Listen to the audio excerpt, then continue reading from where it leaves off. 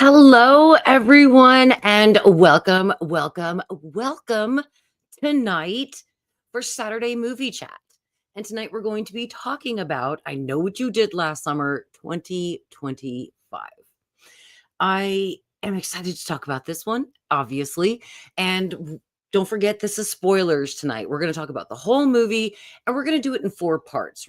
This was basically a 2-hour movie. Right, Cooks? And Cooksy says hi. Cooksy says hello to everybody. He says hi. And he also liked the movie too. He liked sitting here and just sleeping during it and watching it, which he really didn't, but he wants you to think he did.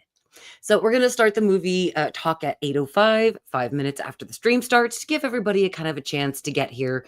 So if you are watching this on playback, which I appreciate, you might want to scroll to 5 minutes and we'll be talking about it there. I am going to switch some of the movies around because I forgot about Final Destination Bloodlines, which obviously I've seen that one. And I really can't wait to talk to you guys about it because I feel like finally we got a really good movie in that one. So, thank you so much to everybody who gave information on the live chat. I know somebody left a ton of movies there and I totally forgot your name, but I will absolutely be talking about those movies. So we've definitely got some time to talk about them. So I think on Monday, I'm going to switch what we're going to be talking about then and switch it with Final Destination Bloodlines. So just get ready for that because on Monday I have something else planned. But again, just be prepared. I think I'm going to switch it so we can talk on Monday about Final Destination Bloodlines because again, that was just that was good in my opinion. And I can't wait to talk to you guys about that one. Okay, so again, tonight we're talking about I Know What You Did Last Summer, 2025. Blaze, you want to know what I've been doing all day? Bed rotting and catching up on all my shows. Woo! You know, wonderful. If you have a day to sit there and bed rot and watch up on your shows, heck yeah, do it. You know, you never know if you'll live tomorrow and just relax and take a break whenever you can because you deserve it. That's wonderful. What shows have you been catching up on? I am about to start Yellow Jackets season 3. So let me know because I'm waiting for The Conjuring Part 4. Oh, Blaze, did you see that? Did you go see that yesterday? And if you did, how many stars out of 10 would you give it? Remember, 1's the worst and 10 is the best. So if you could, let me know how many stars you would give it and if it was a good movie or not, because I cannot wait to see it. I'm hoping I'm going to get to see it this weekend. So we'll see. I did not get to see it yesterday or today, but I'm hoping maybe tomorrow or Monday I'll get a chance to see it. So, oh, you give it a 9.5? Wow, Blaze. Okay, that is high expectation land there. And if you give it a 9.5, I definitely expect good things out of this movie. So thank you. Now I can't even wait to watch it even more to go see, Conjuring Part 4. So, absolutely. Cannot wait. Thank you for letting me know. And I'm glad you got to see it. Like I said, I'm just waiting to see it either through my app where I pay for it because sadly, thanks to COVID, a lot of times now there's movies in theaters, but you can buy them like on Amazon and other places that, aren't pirating. So they're actual legitimate places. They're just different platforms where you can purchase this movie, Peacock, Hulu, whoever has, but mostly Amazon. Amazon mostly has a lot of those movies at home, and you gotta pay like 20, 25 bucks to rent it for 24 to 48 hours. But I think that is so worth it.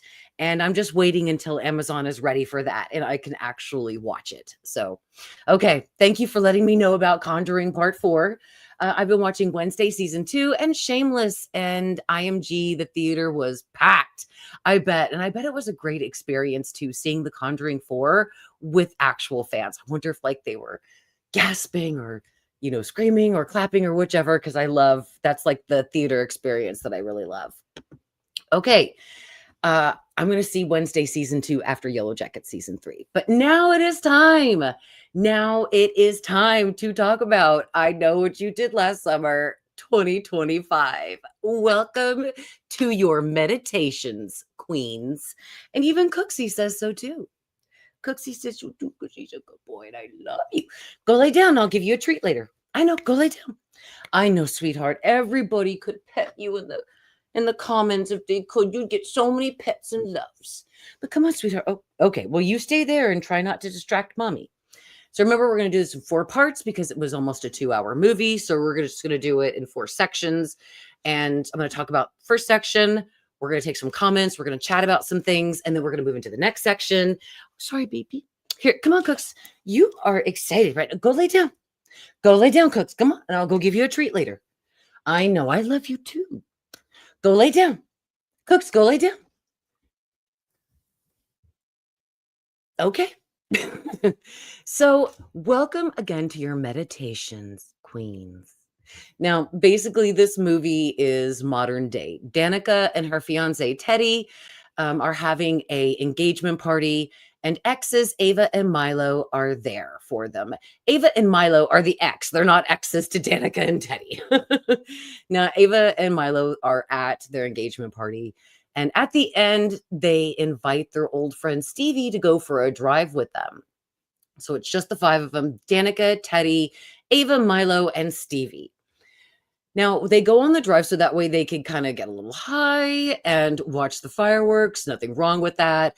And right after they park, Teddy is this idiot and he stands in the middle of the fucking road while they watch the fireworks. And he's such an idiot. A car swerves and nearly misses Teddy, but when another one comes, it actually swerves, goes off the road, off of the bluffs, and crashes into the beach below. And as usual, somebody in the group wants to call the cops. In this section, it's Ava. But of course, Teddy, who kind of plays our Ryan, oh God. Cookie, what are you doing? Cookie, stop. I don't know what he's doing, but okay. But he's like the Ryan, I want to say Ryan Reynolds, but that's not Ryan Reynolds. You know what I'm talking about. He's the Ryan from I Know What You Did Last Summer, the first one.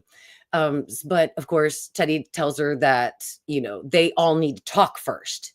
Eventually, Teddy does end up calling the cops, but Danica, his, fiance, doesn't think that any of them have done anything wrong. It was an accident. But obviously, Ava and Milo were like, this is not an accident. Teddy was right in the middle of the street. He caused this accident. But Stevie is just kind of like frozen and shock because she says that she has worked very hard to get her life into a good place now from where it was when they were last all together. And she can't go to jail for this. So, okay. So Teddy calls the cops, and Ava and Milo want to stay and talk to the cops, but they only decide to leave when Teddy says that they are immediately going to drive to the police station. So that's when Ava and Milo finally agree to leave. But as they drive away, the police and ambulance are on their way to the scene. The guy is still alive. So I don't understand how they could not.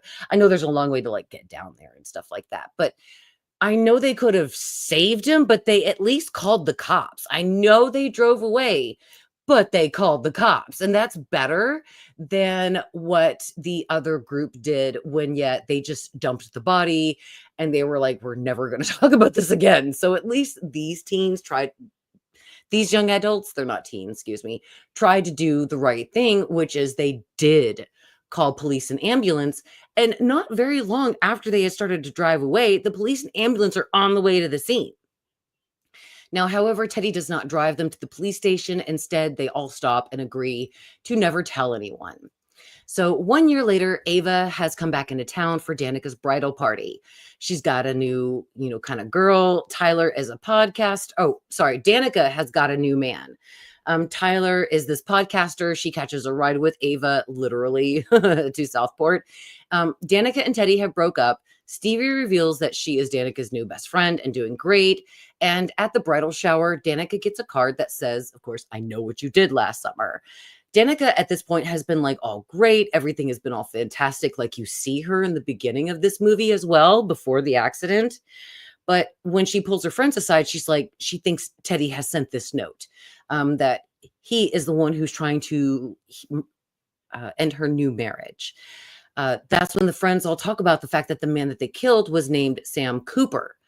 So basically, Ava says it's either Teddy who's trying to end Danica's new marriage for some reason, or somebody saw them that night, as when they looked up Sam online, he didn't have any relatives or any friends or anybody that could come after them. So when Ava and Steven go to confront Teddy, now he is not all about that life at all. And he's like, I'm getting my life on track. I'm already in trouble with my dad. Get off my boat. I do not want to talk to any of you about this at all. And that night, Danica goes to relax in her bathtub while her fiance, we'll just call him Red Shirt number 1, is murdered by a man and a rain slicker. He's killed by a harpoon and then a hook. So, yeah, that is the end of the first section. We'll move into the next section in just a few minutes, but let's take some comments about what you guys think about this first section. First of all, I don't really feel the friendship between Danica and Ava. I don't know, maybe I need to see it again, but as I noted here, I really didn't see the friendship between. I just did not feel that they were really best friends. And when Danica had her second, well, she had a bridal party, sorry. The second party was a bridal party. The first party was an engagement party to Teddy, and it was a bridal party for Red Shirt number 1. Okay, so when Ava goes back for the bridal party for Red Shirt number 1 for Danica, it really seems like she's very hesitant to see her friend again, almost like she really doesn't like her. But she does go. And you kind of do see their friendship a little bit, but not one that you would say that's best friends that have a bond. So that's one thing I definitely have to say as a negative about this, is I just can't feel Danica and Ava's friendship as much as I thought I should. Anyway, I do appreciate the fact that this group at least called the cops and tried to get Sam some help. Though they drove off, still, that's definitely not good, but at least they called the cops. So they might have taken one step forward to a good choice and took one step back by leaving and not saying anything. They at least still made somewhat of a good step forward. They did better than the first group in 97. So I just don't, I can't really, get too angry on their choices and things that they did at that point. Right, Cooks?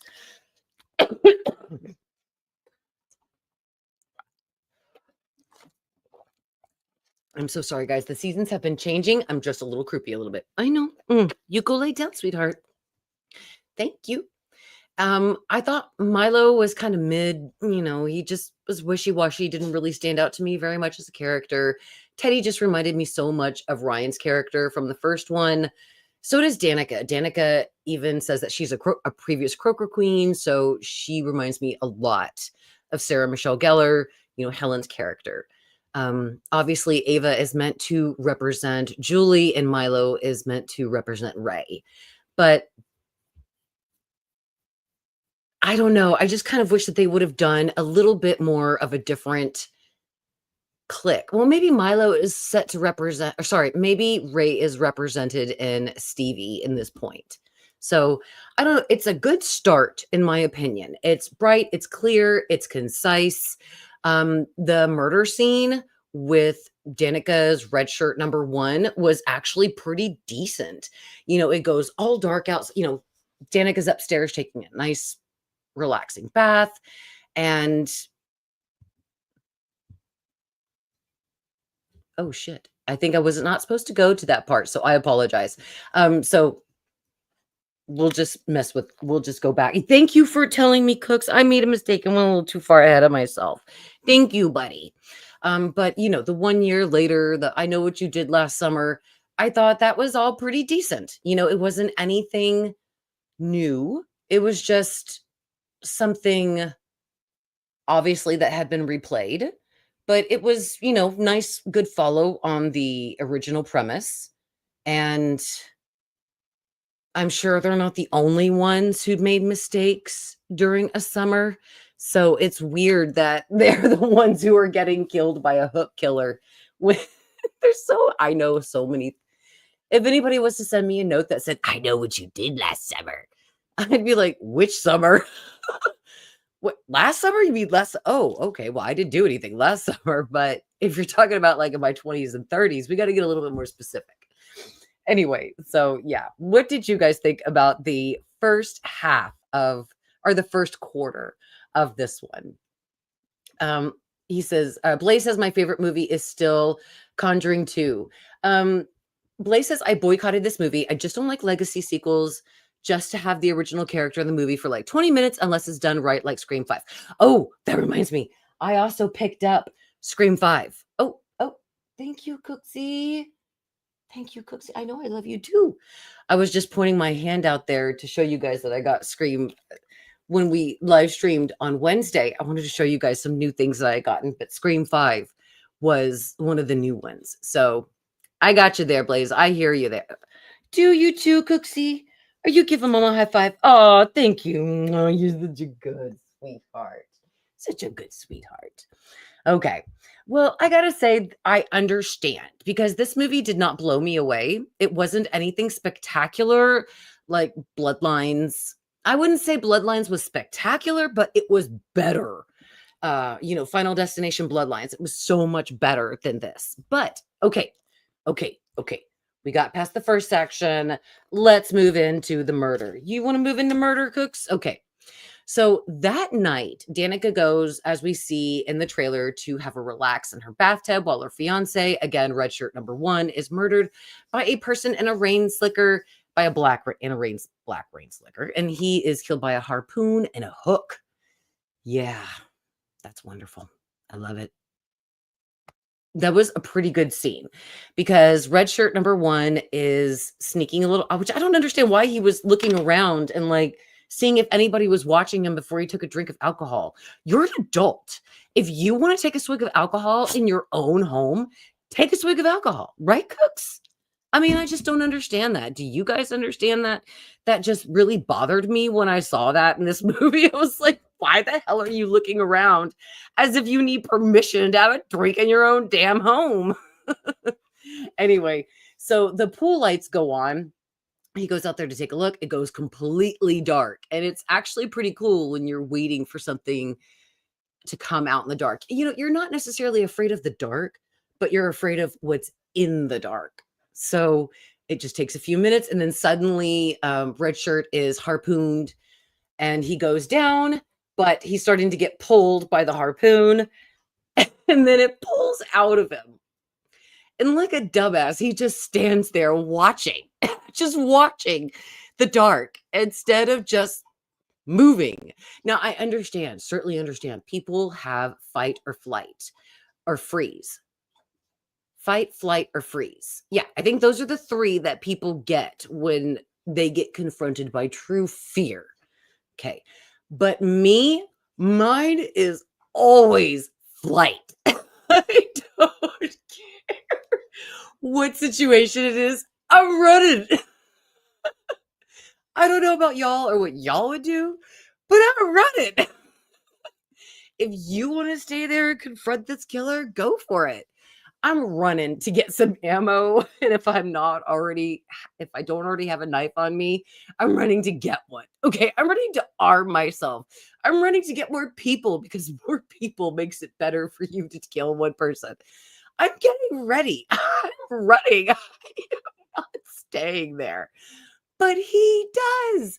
He just stands there, barely holding on to the couch and just staring into the darkness for literally a good 30 seconds. And then, of course, he's hit again with the harpoon. Okay, Cooksy, baby, you're getting a little cray-cray right here, honey. He's like literally all up against the computer. Come on, baby, go lay down. Thank you, baby. Go lay down. So the harpoon is like pulling him and he's begging, the killer is coming and he's begging the killer, the black rain slicker, not to kill him. Please don't kill me. I mean, it was like watching a girl from, the 30s, 40s, and 50s and 60s when they, instead of like in the 70s and 80s when they started making them badass bitches. But you know how like in Gone with the Wind, Scarlett fainted, at the sight of danger.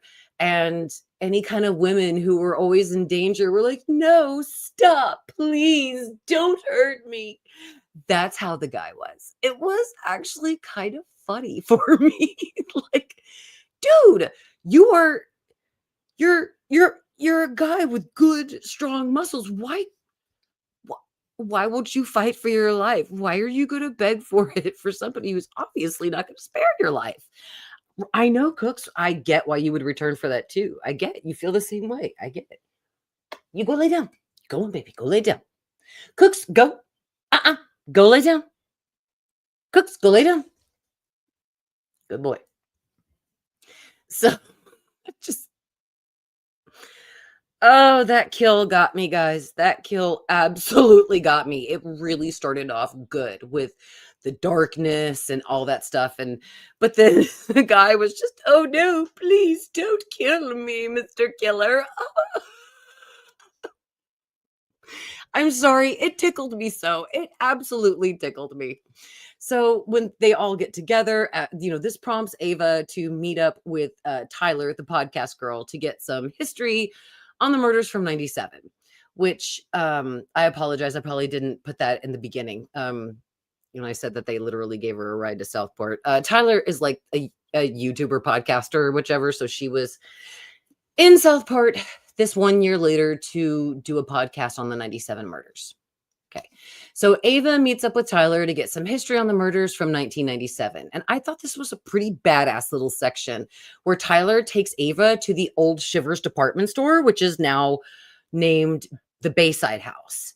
I don't really know what I thought it was a restaurant, which it sounded like a restaurant. I'm sorry, I don't really remember. But they're attacked by the killer. And I love how Tyler goes up the old dumb raider like Helen did to escape the killer in the original. That was pretty badass. It was a great little scene. Ava is caught in like a little trap gate, which really isn't constructed well. So I don't think the killer made that. I don't know. Maybe that was made by somebody who, I don't know. While they were in while they were in the Bayside house, they set off some kind of booby trap that pulled a steel cage, put together steel cage, and trapped Ava underneath it. But she was just able to kind of unscrew a few bolts and get the fuck out. So it was really no big deal. So I don't know if the killer made that, which I guess he did, or like some punks that had like been there before. Because how, of course, would the killer know that they were going to the old Shivers department store unless he was watching them? But I don't know. There's always that thing where the killer must have 18 eyes and 17 different ways to spy because they're always there. And at so many convenient times, and there's so many points in this movie where the killer is there during convenient times, and we'll get to that in just a little bit. So, Tyler gets away, but as she is killed, of course, she unmasks the killer and says, "You," before she dies. And I have to say that I hated that.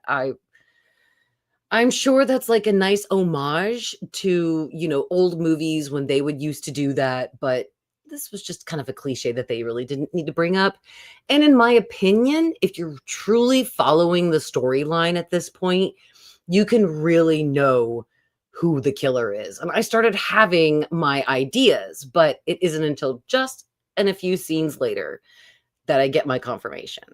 So anyway, Tyler is dead.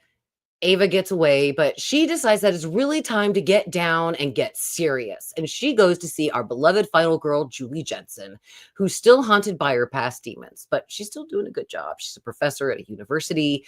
Ava asks Julie for her help, and Julie asks her what they did last summer. Of course, just that line. I loved it.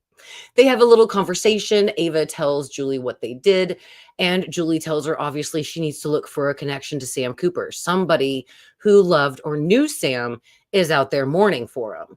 But, Ava keeps telling her it's not them. He literally had nobody. And Julie was like, I don't really think that's the case. You need to look a little harder. So that's what they decide to do. But at the town meeting, Teddy's dad is totally downplaying these murders, and Ray makes an appearance, a nice, huge appearance, saying that this isn't the first time something like this has happened in Southport, which that line was repeated constantly in this scene. This isn't the first time something like this has happened in Southport, which literally, I think Ava says this. This isn't the first time something has happened in Southport. And then Ray walks in and says, you need to listen to this girl because this isn't the first time something like this has happened in Southport. And I was like, what the hell? Why is this line so beloved? Why did they literally need to use it twice right after one another? It's just things like that that just made me laugh. It lost me in the movie. But if you're a fan of the original, you know, it's fine. It's fine.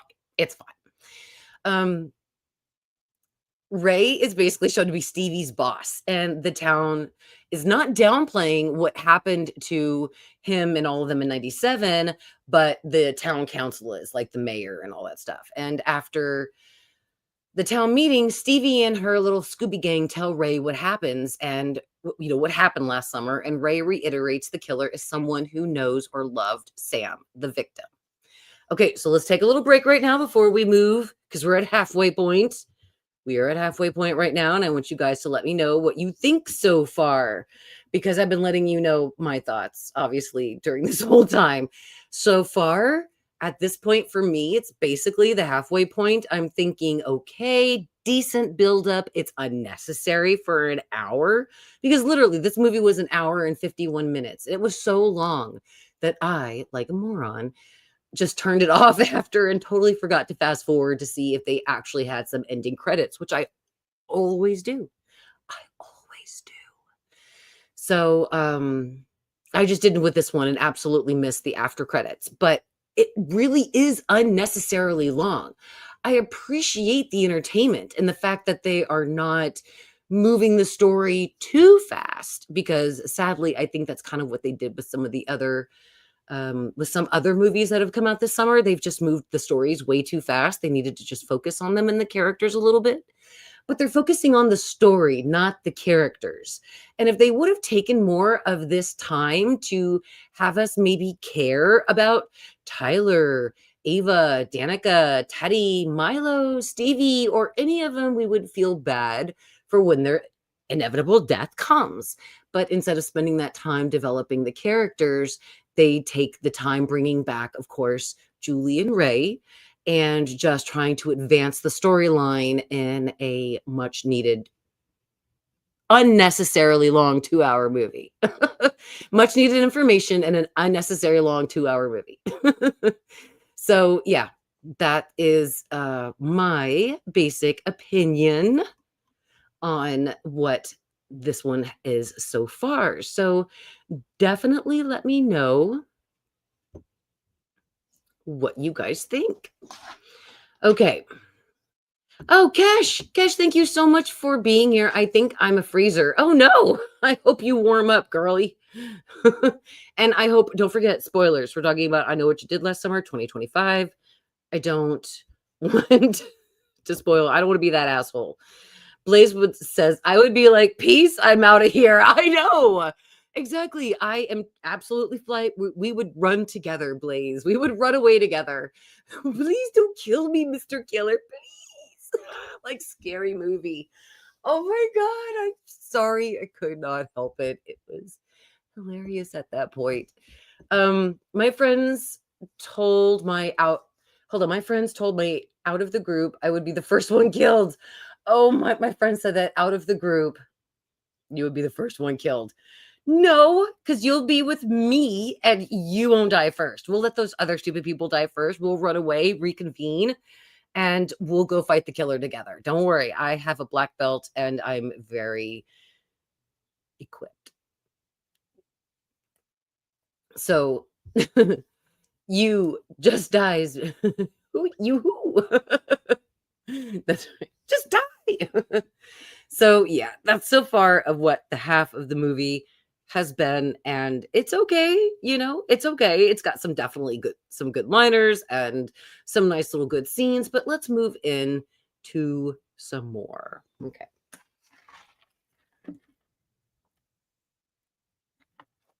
So Ray basically tells the Scooby Gang that there's got to be somebody out there who loved Sam, and that the car that Sam drove that night that he died wasn't Sam's. So they need to find out who it was. And they find out it's registered to the pastor. Huge red herring here. They think that they start to believe that the pastor is the one who is the killer. Danica and Teddy go to Helen's grave and realize they were both Quirker queens, meditation queens, probably. Then they find Sam's grave, Sam Cooper's grave, the guy that they killed, with fresh flowers on his grave. And Danica actually gets a good idea to ask the caretaker of the graveyard if anybody has left flowers there. And he says, I have no idea. But then she asks him to go check the surveillance footage. Now, as usual, the killer is there in anticipation that this would happen and kills the caretaker before anybody could see what happens.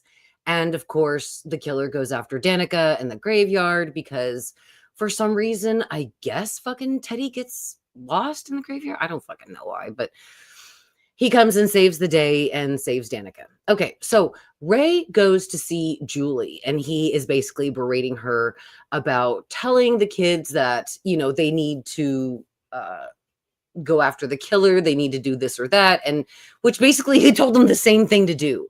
It was so stupid and pointless, but it was a nice scene between them two. So nostalgia. I get it. It's fine. It's fine. It's fine. Now, everyone is at Danica's house. Ava, Milo, Danica, Steve. I don't know if Stevie's there, sorry, and Teddy.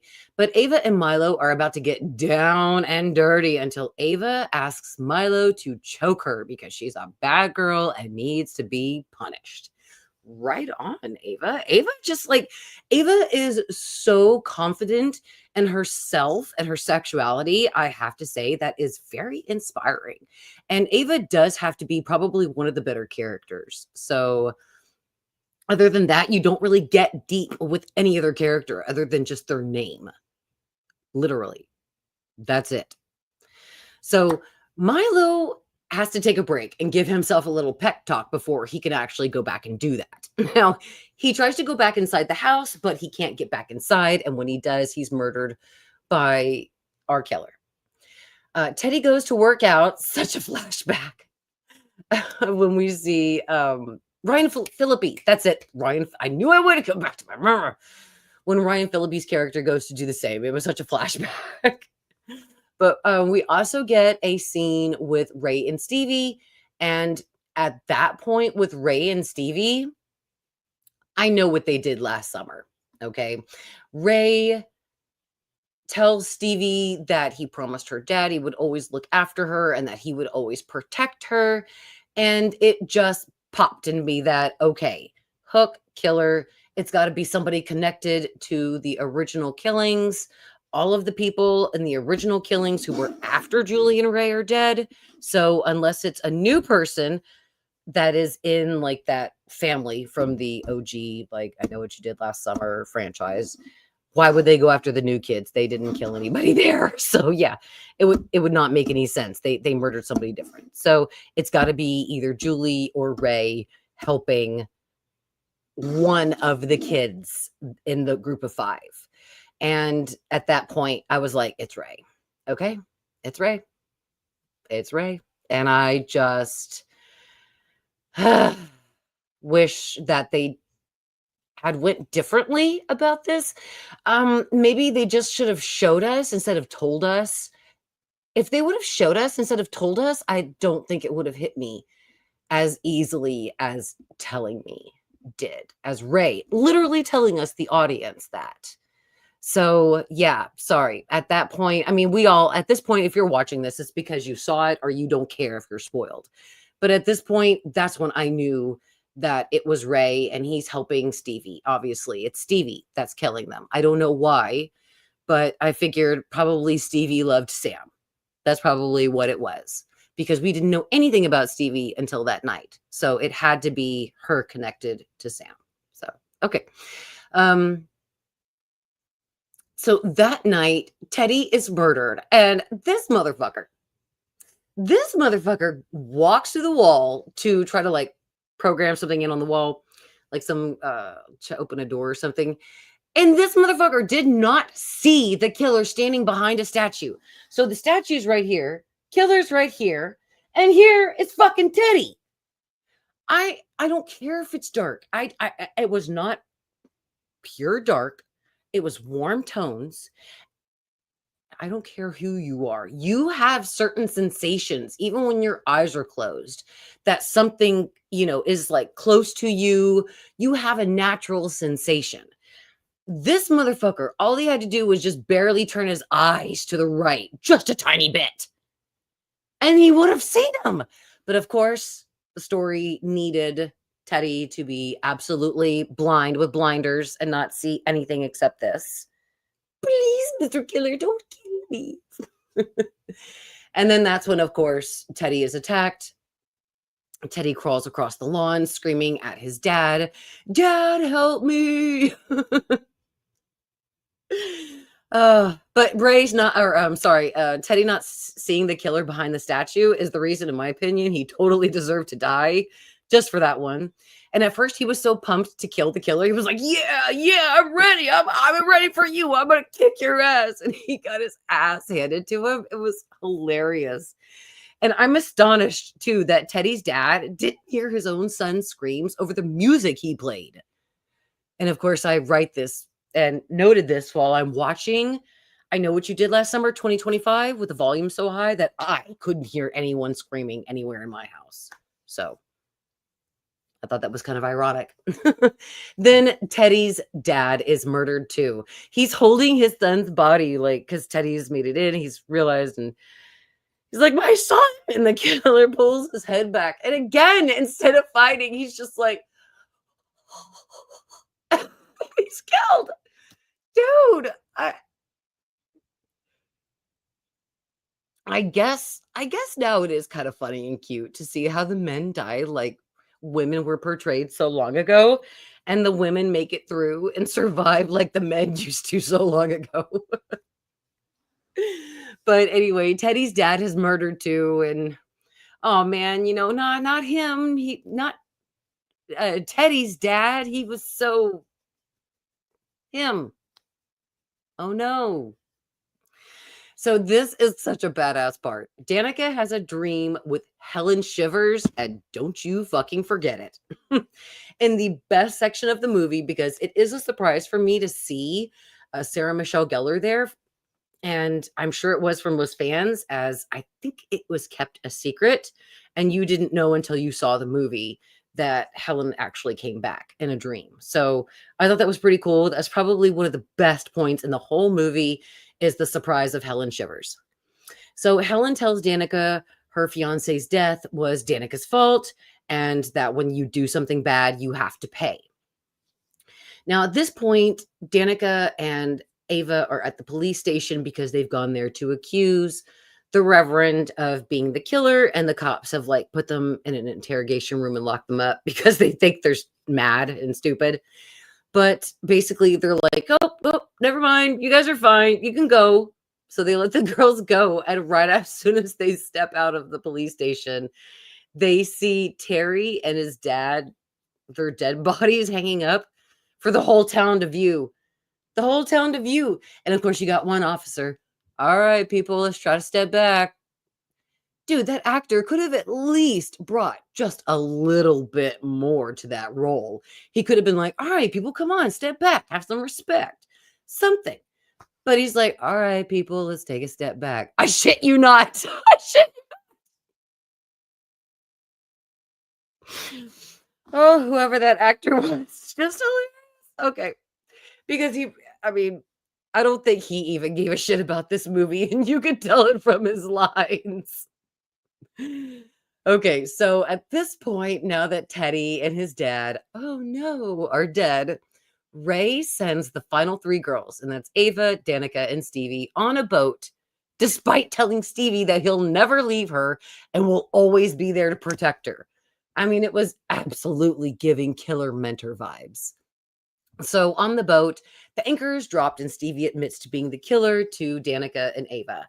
Stevie is basically a recovering addict. And at that point of Danica's engagement party at the opening of the movie, Stevie's in recovery, and Sam was there for her and helped her get into recovery, helped and loved her. And so after Stevie left the engagement party with Danica, Terry, Ava, and Milo, Teddy, sorry, not Terry, he was afraid she would relapse. So he rushed after her that night to prevent her from relapsing. And instead, Teddy was standing in the road. He swerved and, of course, ran off and died. Okay. She loved Sam so much, and they all killed him. She says that they could have helped him, and that now she wants Danica and Ava to know that she did the same to them. Now, one thing about this, what could they have done? When the accident happened, the 5 of them, before the car went off the bluffs, the truck, they held on to the truck. They tried literally pulling it back, holding it down. They should have all gotten to the back of the pickup and just like pulled it all down with their weight. While one of the smaller girls went and tried to help get the driver out. They didn't do that. They just distributed their weight around the car to hold it instead of just going straight to the back and using their weight all as one to anchor it down. And they didn't do that. But anyway, after the car went off, they still called the police and ambulance. So they tried to stop the car from going over the edge, tried to save Sam, called the cops and police, even though they just didn't say anything to them, which I don't understand still why they didn't say anything. I don't think it really would have ruined their life. But even after all of that, they still did a better job than what Julie and her friends did the original time, which is they knew the guy was alive when they dumped him in the water, and they still dumped him in there. They could have been like, oh my God, this guy's alive. Oh, thank God. We're not going to go to jail for murder. He just won't remember that we wanted to like push him into a pond. But, they still did a lot to help this guy. And I don't understand what Stevie was so pissed about. What more they could have done. They could not climb down the bluff. They didn't have any kind of equipment. The police and the ambulance probably would have. They would have known at that point what to do, and they would have had better equipment and people to deal with that. I don't understand still how she should blame Terry for being an asshole. That's what she should have done. However, they go to kill all of them, and I don't know. I just don't understand what Stevie also thinks that they should have done at that point. And the fact that them leaving and still calling the cops, that still at least helped the guy, did more than what they could have done. All they could have done was try to get down to the bluffs and help him. That's it. That's it. The police, the rescue workers, they were the ones who were actually able to help him. So I just still don't get the logic of it. But, movie logic, let's go with it. It's fine. It's fine. It's fine. So Ray gets to the boat and he tells Stevie that he's there because the cops have come to look for her, which is the truth. The cops go search Ray's bar and they see a picture of Stevie with Sam Cooper together. So they realize, okay, well, the killer is Stevie. So Ray goes and tells Stevie, hey, why didn't you tell me? And Stevie at this point has Danica like held hostage, trying to kill her. And Ava standing, of course, aside watching while Ray has confronted Stevie with a gun.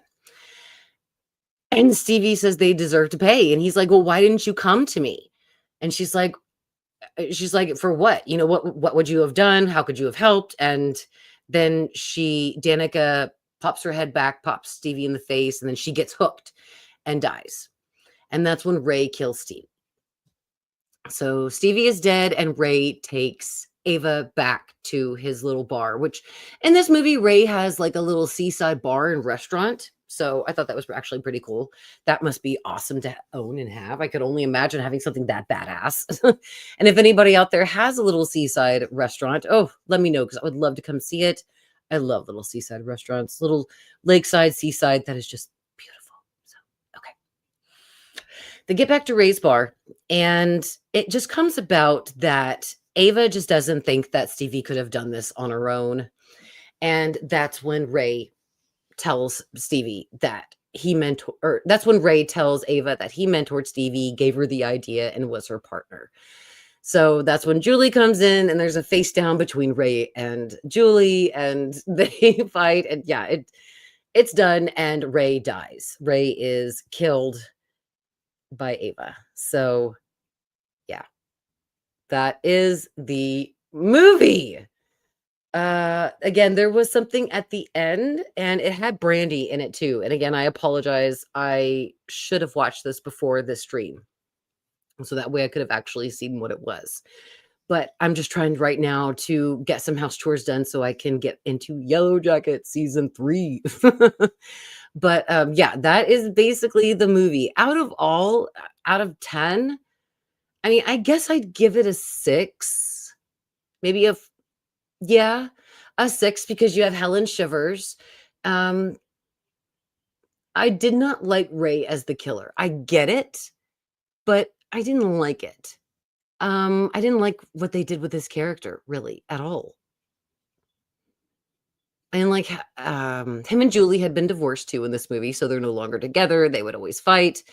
I don't know. I just really didn't like that dynamic. There was just so much things about this movie that I really didn't like, and especially with the fact that they tried to pull so much in to satisfy fans, get new viewers, stay in the horror genre, and still try to appease everybody. I don't know. I don't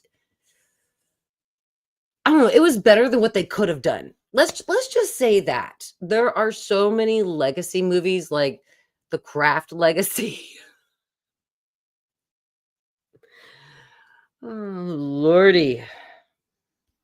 That really was not very good at all. So, but yeah, there's so many legacy movies like this, and I absolutely agree with Blaze. It really is just a cash grab. It They don't really get into characters or anything, do anything new. This is kind of one of those. However, there were definitely some good things because I liked Ava.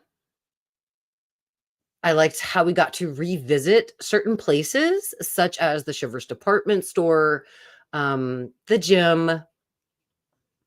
Certain murders were cool. However, the guys like, "Ooh, please don't kill me." I really thought we were going to get a badass kill scene with Teddy, because when the killer finally reveals himself standing right beside Teddy, Teddy's like, "Woo, I've been ready for this. I've been ready for this." I'm thinking, "Oh, Teddy's going to beat this guy's ass. Okay, we're going to get like a really good fight." No, Teddy gets in like a punch or two. And then Ray basically just hooks him a couple of times. Teddy just crawls away, dies in his dad's arms. And his dad dies in Teddy's arms. Or his dad dies while Teddy is in his arms. While Teddy's in his arms. I don't know. You get it. So there really wasn't cool kills, sadly. And I really guessed the ending pretty fast. Like I said, that scene with Ray and Stevie just killed it for me. I just knew that it was them two, and it had to be somebody who had a past connection, because why on earth would, unless the guy that they killed, Sam Cooper, was literally a direct descendant of the guy that they killed in the original sequence, there's no connection. So it had to be one of the original players. And the only two original players alive is Ray and Julie's not about that life. And Ray seems to be. So yeah, it was pretty obvious. And again, it was entertaining. It was really entertaining.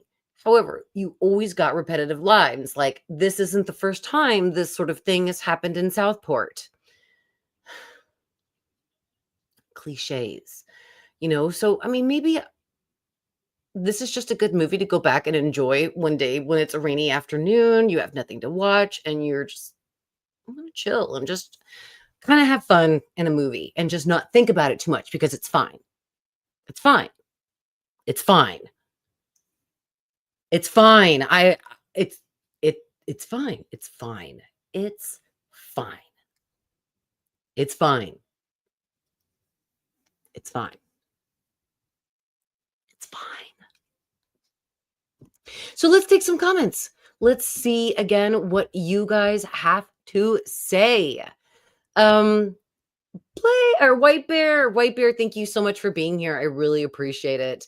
What did you think of I Know What You Did Last Summer 2025? I hope I'm not the jerk off who spoiled it for you, because don't forget, these streams are going to be spoiled. If you haven't watched these movies that we're going to stream about, don't watch them, because I don't want to spoil you guys. Blaze says basically like a rehash for a new generation. Exactly.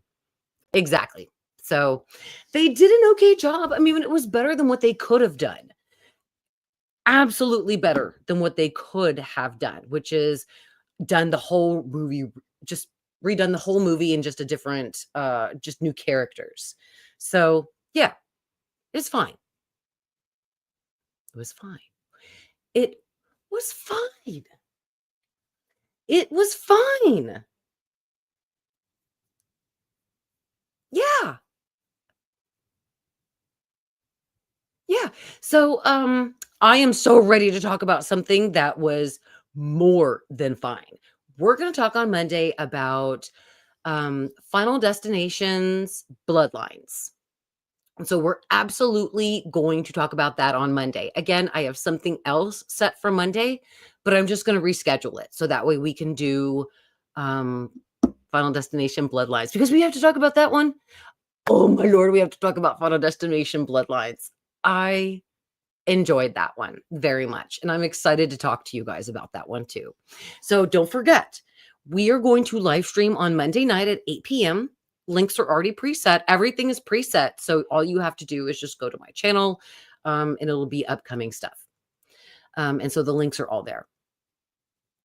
So we've got a lot of movies to talk about. I am excited. I have not had a chance to see Weapons yet. Weapons and The Conjuring Part 4. Those are the two that I am dying to see. I should have already seen Weapons by now, but I'm fighting a battle over here at my house. I'm fighting a battle. Somebody at my daughter's school gave her lice. And so I treated her, got it all out. It was all no problem. But due to the school no longer making it mandatory to send children home if they have head lice, it doesn't matter anymore. If your kid has head lice, they send them right back to class. That's what they did to my daughter. So, that's what they did to the other kids. So, of course, my kid got reinfected. And I was just like, you know what? Fuck this. So, this whole week, I spent cleaning and taking care of every single piece of fabric and everything, because I'm just so angry that she keeps getting reinfected at school. I bought lice preventative. I spray her down when she comes home now, just in case one has jumped on her head. But I just think it's ridiculous now that schools, if your kid has head lice, they'll just send them right back to school. It used to be they'd send your kid home for treatment, and then they'd send a notice out to the parents to let them know to check their kids. That's it. No big deal. Now, nothing. They send them right back to class. And I could not believe that. So my daughter has been reinfected. And so I'm sadly thinking it's because her friends have been infected. So I've told her, hey, let your friends know about this so they can be treated. But I just think, again, somebody else at school has it. Somebody else that, she's around sadly has it. So I have to spray her with a preventative before she goes to school so she can't get reinfected. It's insane. And like I said, I've been fighting this battle over here. I have never had lice in my entire life. And I think that's disgusting. No offense. I mean, my kid has it. It's no big deal.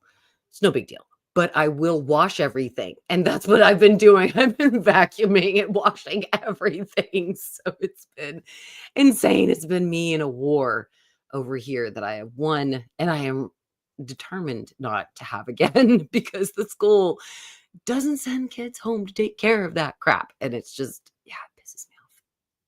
So I'm tired today. I've been in a war this week trying to make sure that everything in this house has been sprayed, decontaminated, because my daughter has very long hair and she's all over this house all the time. So nobody else had it except her. But we have hairbrushes, pillows, all that stuff. So yeah. It was crazy. So I cannot wait to talk to you guys about Final Destination Bloodlines on Monday. Be ready for that, 8 p.m. Central Standard Time. If you guys enjoyed the stream tonight, please don't forget to give a like. I really appreciate it. If you're new to the channel and you want to subscribe, please go ahead and click the notification bell button to be notified when I go live. I do have a Jessica Lange video that I'm still working on that will be coming out. It's just halfway done. And I'm taking the time right now to watch some movies and enjoy myself while American Horror Story is on hiatus. So yeah, it's been, we're getting there. We're getting there. Thank you guys again so much for being here. Again, if you want to support the channel, give a thumbs up and leave a comment. You all are the best. I'll see you on Monday night. Be safe and have a wonderful weekend. And don't forget to beware of our girl, Sexy Scathach. Bye, everybody.